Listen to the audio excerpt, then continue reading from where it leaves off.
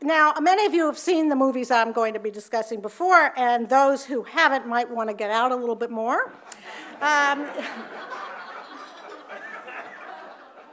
This is a shot from Sex and the City.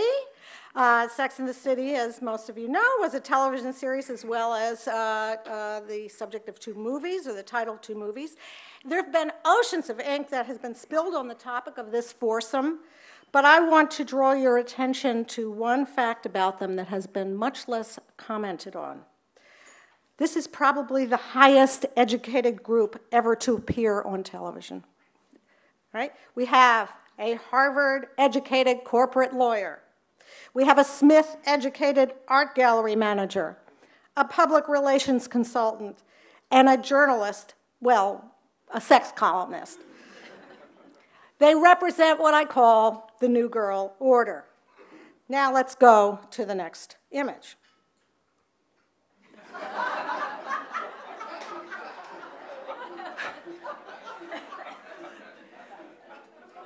Whoops. More of the same and more of the same. Could this be the new boy order? I call them a child men. Admittedly, these characters are on the order of caricature, but their general persona has gained significant traction in contemporary culture. This persona says, I'm not a man, I'm not a boy, I'm something in between. These are not necessarily slackers. Sometimes people make that mistake in thinking that they are. Some of them want to go to law school or work on Wall Street, or may have no clue what to do. But they are partial, we know, to movies and television shows with car chases, cyborgs, hobbits. They are partial to beer and video games, to frat house pranks and jokes. We'll be coming back to the child man in just a little bit. Now, different as they are, the girls of the New Girl order and the child men are demographic first cousins. For one thing, they are something in between adolescents and full-fledged adults. Some sociologists and psychologists refer to this age group as emerging adults. For reasons that will become clear, I prefer the term pre-adults. So what is a pre-adult? Pre-adults are single, young, middle-class people in their 20s and early 30s. They are in graduate school or moving between jobs or tutoring high schoolers for the SATs while writing screenplays in their off hours, or at the intense 12-hour-a-day early stages of their careers. Pre-adults almost always live in cities: Austin, Texas, Portland, Seattle, Chicago, DC, and of course New York, where they get to enjoy the sushi and Indian restaurants, crowded bars, gyms, nail salons, cafes, and the like. Now, ordinary as it seems to us today, pre-adulthood is actually something very new. Up until very recently, the central fact about a woman in her 20s and early 30s was that she was a wife and mother. Well, that was the case whether she was a 23-year-old from Ming, China, or a 26-year-old in Mad Men America. In fact, most people in their 20s were not single, and if they were not living with roommates in Williamsburg, in Brooklyn, or DuPont Circle, and drinking shots and mimosas with other pre-adults on weekends. They were married, and they had children, and they often had lawns to mow and cars whose oil needed changing. Now, let's look at the numbers.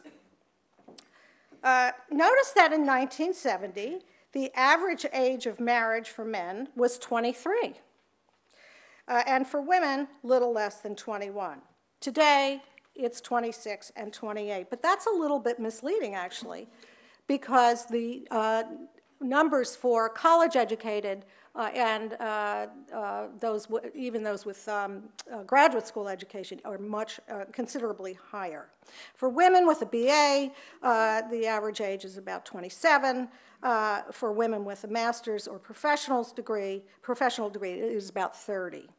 Now, this means that we have a historically high percentage of single people in their 20s and early 30s. This gives you a little bit of an idea. Now, unlike almost any other decade we're looking at here, the majority of 25-year-olds are single. I wasn't able to get a chart on 30-year-olds, but the trends are the same. An ever-increasing number of people who single at 30.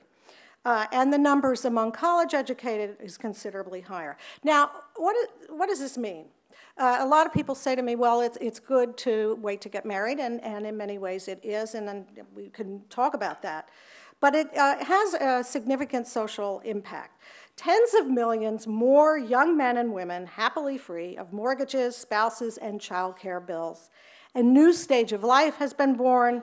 Sociologists love this kind of thing. They call it a new demographic. Hollywood also loves new demographics. And by the 1990s, television moved its situation comedies out of the suburban kitchen and into the city. And their main characters were no longer mom, dad, and stepdad and the kids. They were pre-adults with names every sentient American under 45 knows: Chandler, Rachel, Jerry, Elaine, George. And let's not forget Carrie, Samantha, Charlotte, and Miranda. So this was the change as Hollywood was observing it that was happening by the early 90s. So whence cometh a pre-adulthood? What's causing it? I see the cause for it as mostly economic. In the new knowledge economy, you have to think, compute, analyze. You need to go to college and grad school. In 1960, barely 8% of Americans had a bachelor's degree.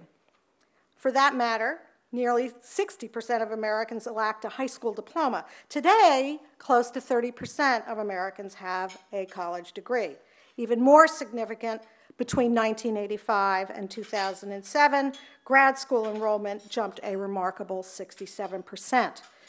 Everyone will tell you education leads to the sorts of jobs that give you more money, more benefits, more stability, and more prestige. These are good reasons to spend years in a library or lab and put off a steady paycheck till 22, or if grad school is in the cards, 27 plus. But there's another crucial reason that the knowledge economy has created this new stage of life. This economy is incredibly complex. It takes a long time to figure it out. In 1970, when I was graduating from a private liberal arts college, Brandeis, as Christina mentioned, my friends considered about 5 different sorts of careers that would be both interesting to them and consistent with their lifestyle or status expectations. Just about all of them became doctors, lawyers, professors, psychologists, or journalists. Here, I'm going to give you a list of some of the jobs that today's college grad can consider, jobs that did not exist when her parents were her age. Here we go.